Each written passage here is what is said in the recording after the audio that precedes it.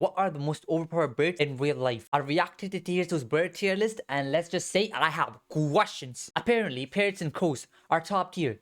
Yeah, makes sense. They're basically nerds with feathers. But this bird with legs longer than my will to live is somehow meta now? And pigeons are sitting in D tier like some background NPCs. D tier?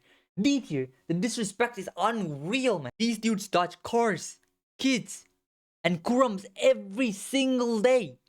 That's B tier behavior at least. And don't even get me started on the peacock. The bird literally dodged a tiger. How is that D tier behavior? If survival skills don't count, at least their drip alone should put them at A tier.